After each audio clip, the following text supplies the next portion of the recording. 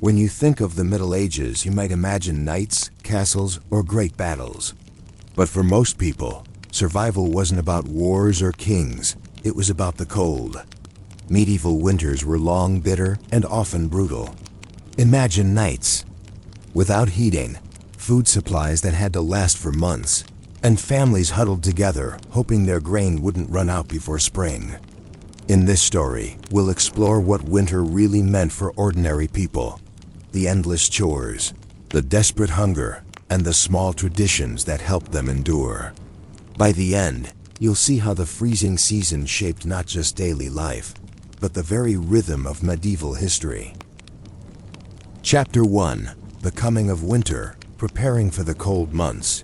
When you imagine winter in medieval Europe, you may think of castles blanketed in snow, peasants huddling around a hearth, or frozen rivers glistening beneath the pale light of the moon. But to truly understand why winters in the Middle Ages were so brutal, you need to picture yourself in their shoes, or more accurately, in their heavy leather boots lined with fur, if you were lucky enough to own them. Winters in the medieval world were not merely cold seasons to be endured. They were life-threatening stretches of time that tested survival skills, endurance, and community resilience. Unlike today, where central heating, insulated housing, and readily available food softened the blow of cold weather, medieval people faced the winter with very limited resources. For them, winter was the season when mistakes made in the autumn, or summer could prove fatal, the rhythm of the year. To appreciate just how important preparation for winter was, you need to understand how the medieval calendar worked. Life was dictated by the agricultural cycle. The success of spring planting and autumn harvest determined how much food would be stored away. The months of September and October were the most crucial. Peasants, farmers, and even city dwellers rushed to dry grains, salt meat, and store vegetables in cellars before the first frost. Without sufficient stores, a family could not expect to make it through the cold months. There were no supermarkets to replenish supplies, no easy way to transport food from warmer regions, and no modern preservation techniques like refrigeration. A household's survival depended on how carefully it had planned ahead. Food storage. A constant worry, most families preserved their grains in wooden bins, sealed as best as they could against rodents. Barley, oats, and rye were the staples, though wheat, the most desirable grain, was harder to come by for common folk. Root vegetables, such as turnips, carrots, and parsnips, could be buried in the ground or stored in root cellars where they might last until spring. Salted pork and smoked fish were common sources of protein. Still, food was never guaranteed to last. Spoilage, pests, or unexpected visitors, whether neighbors in need or soldiers on the move, could quickly deplete reserves. You might think of a medieval winter pantry as something precariously balanced. One poor harvest or one miscalculation, and an entire family could face hunger before winter's end. Heating the home, the cold itself posed another problem. Peasants often lived in simple wattle and daub cottages with thatched roofs. These houses had only a single room, where the family, sometimes with their animals, lived, slept, and ate together. The hearth provided heat, but smoke filled the room. Since chimneys were rare until later centuries, to save fuel, fires were often kept low, and people wore layers of wool or fur indoors. Firewood was precious. In some places, forests were restricted, and peasants had to ask permission to gather wood or risk fines. Many relied instead on peat or dried animal dung for heating, fuels that burned less efficiently but kept homes warm enough to prevent freezing. Clothing for the cold, clothing also played a vital role. Wool was the most common material, spun and woven at home or purchased from local markets. Wealthier individuals could line garments with fur from rabbit, squirrel, or even beaver. The poor, however, often had to make do with patchwork garments, layering what they could. Boots, mittens, and cloaks were worn year after year until they fell apart. Imagine waking up in a room so cold that the water in a bucket had frozen overnight. You would roll out of bed, already wrapped in blankets or cloaks, and slip-on garments stiff with frost.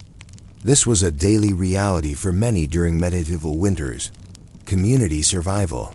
Survival was rarely individual. It depended on the strength of the community. Villages often pooled resources or organized collective tasks. Bread ovens were sometimes shared by multiple households. Neighbors might assist one another in repairing roofs or gathering wood before a snowstorm. Yet even with this cooperation, there was always an undercurrent of anxiety. Would the village's stores be enough? Religious practices also played a role in helping people endure. Fasts during Advent and Lent, though spiritually significant, had the practical effect of rationing food supplies. Feast days, on the other hand, allowed for short-lived indulgence, often breaking the monotony of winter meals, the looming fear. Of famine, the greatest fear was famine. Harsh winters could follow poor harvests, leading to widespread starvation. Historical records mention periods such as the Great Famine of 1315 to 1317, when relentless rains destroyed crops and livestock. During those winters, hunger was not just about going without. It meant death for the vulnerable, the elderly, the sick, and the very young. This fear was always present, hanging over each winter like a shadow. Even in relatively good years, people remembered stories of neighbors who had died from hunger, or villages reduced to begging. The medieval winter was not just a season of snow and frost. It was a test of foresight, endurance, and luck. People worked tirelessly during the warmer months to prepare, but no matter how much food they stored or wood they gathered, there was always the chance that nature would tip the balance against them. And so as the first frosts settled over the fields, families would ask themselves, had they prepared enough, or would the long cold stretch of winter prove their undoing? Chapter 2. Daily life in the depths of winter. When the snows had settled thick on the fields and the winds cut sharp across the open landscape, winter revealed its true nature. Preparation was behind them, and all that remained was endurance. For medieval people, this meant not only braving the cold, but reshaping their entire daily routine around the limitations that winter imposed. If summer was a season of long days and hard labor, winter was one of confinement, darkness, and waiting. Short days and long nights. The first challenge was the sheer absence of light. In much of northern Europe, daylight could shrink to little more than 8 hours, and in some regions even less. Candles were costly, made of tallow or beeswax, and few could afford to burn them freely. The household often followed the rhythm of the sun, rising late, going to bed early, and spending long evenings in near darkness. The lack of light influenced productivity. Spinning, weaving, and mending clothing were tasks often done by the hearth, but many jobs had to be postponed until spring. Farmers who had spent the year outdoors now found themselves indoors. Where time moved more slowly, you might picture a family gathered around a small hearth, their faces lit faintly by the orange glow of a dwindling fire, the shadows thick around them. A mother spins wool, a father carves small wooden tools or repairs farming implements. Children huddle close, dozing under heavy cloaks. Outside, the village is utterly still, blanketed by snow, the winter diet. Meals in winter were repetitive and simple. Bread formed the basis of most diets, though its quality varied. Peasants ate coarse loaves of rye or barley bread, often dense and dark. Wheat bread, pale and soft, was a luxury for the wealthy. Alongside bread came pottage, a thick stew made of grains, legumes, and whatever vegetables remained in storage. Protein was scarce. If salted meat or smoked fish had been preserved, it was rationed carefully. Cheese and butter offered some variety, though supplies dwindled as winter dragged on. Eggs were rare in the cold months, since hens laid fewer in the absence of daylight. For those with access to forests, hunting could supplement meals. Though hunting rights were tightly controlled by lords and nobles, poaching was common but dangerous, as punishments could be severe. Even so, many peasants risked it for the chance of rabbit, deer, or wild bird could mean the difference between hunger and sufficiency. Drink shifted too. Water sources froze, so ale brewed in the autumn was often safer and more reliable. Weak ale with lower alcohol content was consumed daily by men, women, and children alike. In monasteries, where records were carefully kept, we know that beer was brewed in large quantities specifically for winter consumption. Work in winter. Though outdoor farming ceased, winter was not idle. Men worked to repair tools, sharpen blades, and make ready for the next plowing season. Women spun wool, wove cloth, and patched garments, ensuring the family's limited clothing could withstand the cold. In villages, some specialized trades found their busiest season during winter. Blacksmiths repaired plows and horseshoes. Carpenters worked indoors on furniture or tool handles. Bakers and millers kept ovens and mills running, since bread never stopped being in demand. There was also the task of caring for animals. Livestock were usually brought indoors or into barns, and feeding them through the winter was one of the greatest challenges. Hay had to be rationed carefully. A cold snap that lasted longer than expected could mean starvation for cattle, sheep, and horses. For many households, animals were not just wealth, they were survival. Losing a cow to hunger meant losing milk and butter for the family. The cold indoors. It may seem strange to think of people being cold, even indoors, but this was a constant reality. Medieval homes were not well insulated, and winds often found their way through gaps in walls and roofs. Fires were inefficient, and even when kept burning, their heat did not extend far. People slept under layers of wool blankets or furs, sometimes with straw piled beneath for insulation. Families often shared beds, not only for space, but also for warmth. In some regions, animals were kept inside the house overnight, both to protect them and to add warmth to the room. The experience of cold became part of daily life. Fingers stiffened when spinning wool. Ink froze in monasteries where monks tried to copy manuscripts, and wells had to be broken open with axes to fetch water. There are even records of rivers freezing so solidly that markets were held upon them, an opportunity for trade, but also a reminder of the extreme cold. Illness and winter hardship. Winter brought not only hunger, but sickness. The cold and damp worsened chronic conditions, while poor diets weakened immune systems. Respiratory illnesses were common, and the smoky air inside houses often made them worse. Fevers and infections could spread quickly in close quarters. In wealthier towns and cities, hospitals often run by religious orders offered some relief, but care was basic. For most peasants, healing relied on local remedies, herbal teas, poultices, or charms passed down through generations. When illness struck during winter, recovery was harder. A sick person could not easily keep warm, and the lack of fresh food limited nutrition. Many did not survive. Deaths in winter were so common that the church calendar filled with commemorations of saints during these months, their feast days offering moments of solemnity and small relief. Faith and the winter mindset. Religion offered both explanation and comfort. Harsh winters were sometimes seen as divine punishment, reminders of human frailty. Yet they were also times of devotion. Advent in December, the Christmas season, and Lent in early spring shaped the rhythm of food, fasting, and festivity.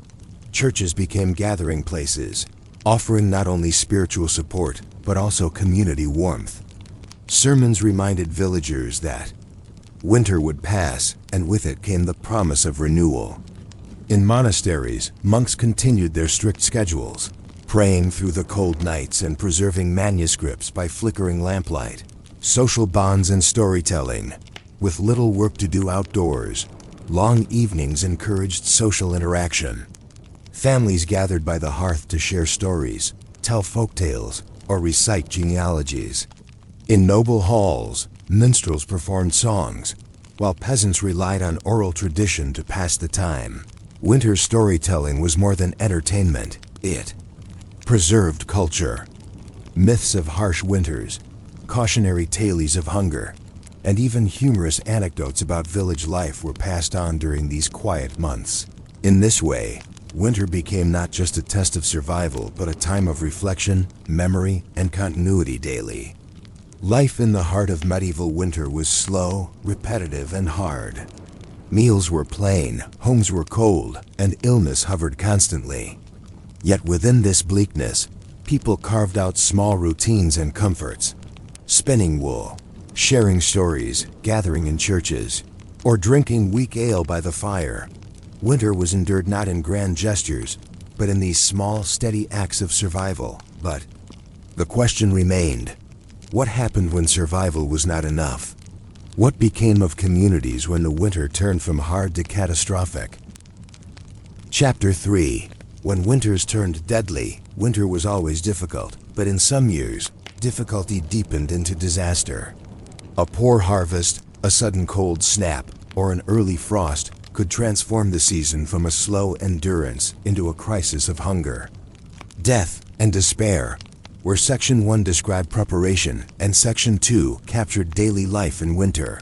Here we arrive at the moments when survival itself was not guaranteed.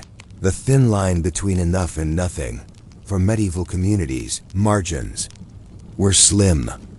If the previous summer's harvest had been poor because of drought, flood, or pests, then food stores entering winter were already low. Reserves of grain, salted meat, and dried vegetables could not stretch across months of cold. The poorest families often had no store at all. By midwinter, when pantries and barns grew empty, hunger set in. Villagers might grind acorns into flour, stretch soups with nettles or tree bark, or eat spoiled food that carried its own risks. Chroniclers sometimes recorded desperate measure stories of eating animal hides, roots, or worse, though these extremes came in the harshest years. A single bad harvest strained households. 2 in a row tested entire regions.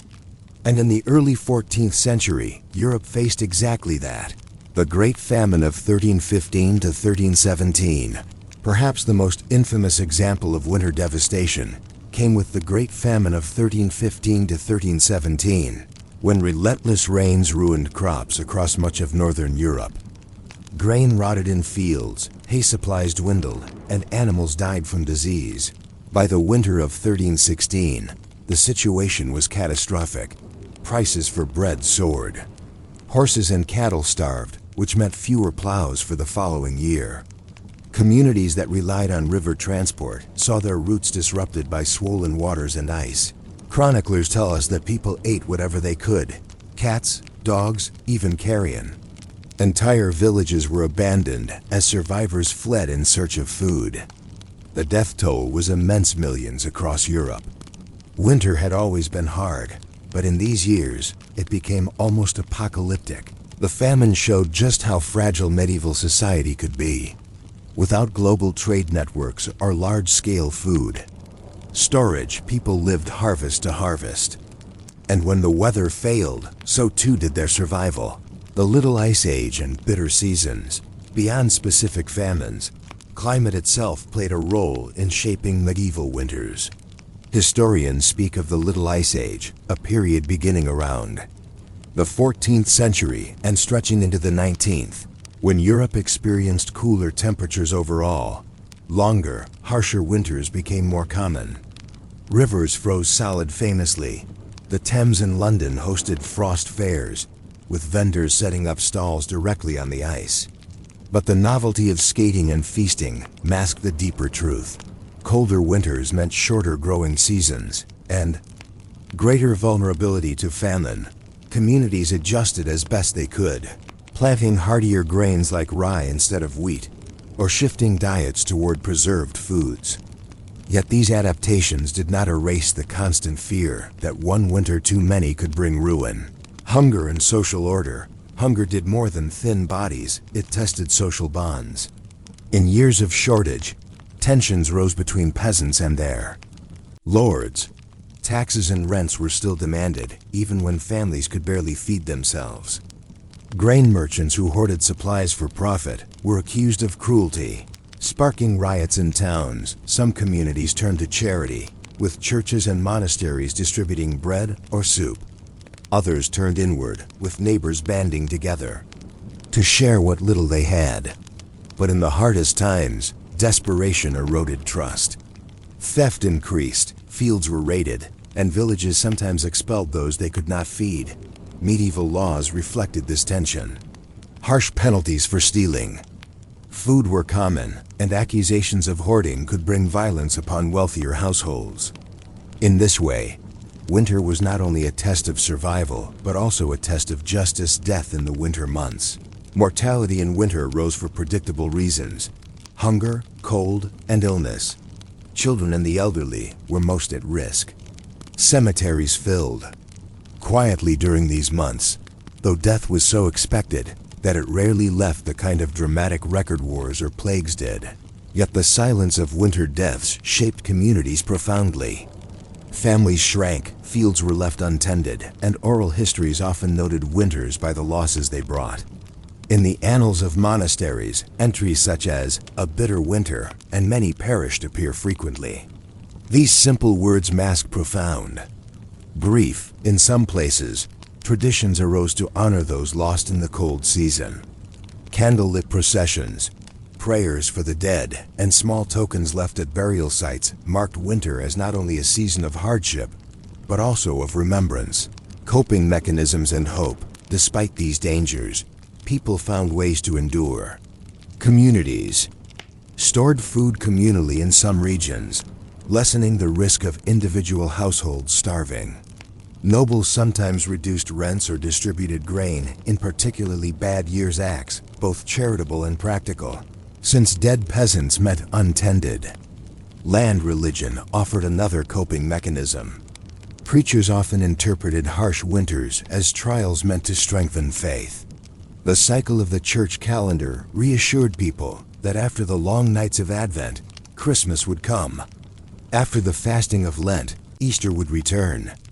Time itself promised renewal, and of course there was the simple endurance of human bodies and wills. Even in the Great Famine, most survived. They planted again, repaired again, and faced yet another winter with the same mixture of dread and determination. Closing reflection of story.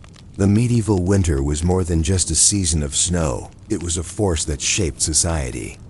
It slowed life, tested survival, and in its harshest years, brought hunger and death. To live in medieval Europe was to live always with the knowledge that winter might claim you, if not by cold, then by famine, illness, or despair. Yet it also forged resilience. The routines of storing grain, repairing tools, sharing stories, and enduring hunger bound communities together. Out of hardship grew traditions, faith, and the quiet strength to face the next year. When you think of medieval history, it is easy to remember kings, battles, and castles. But perhaps the more defining reality was this: every winter, year after year, ordinary people faced the same relentless cold, and somehow most endured. And so the question lingers: what does it mean that so much of history was shaped not by the great events of war and politics, but by the simple struggle against the season itself? If you made it this far, I hope this quiet journey through history helped you relax and drift into a calmer state of mind. Here at Quiet Boring Sleep, we share stories that are slow, gentle, and meant to carry you peacefully into rest. If you enjoyed this, I'd be truly grateful if you could like this video and subscribe to the channel. It helps me keep bringing you more of these calm, sleepy histories every week. Thank you for spending your time here, and may your night be as quiet and restful as the past we've just explored together. Good night.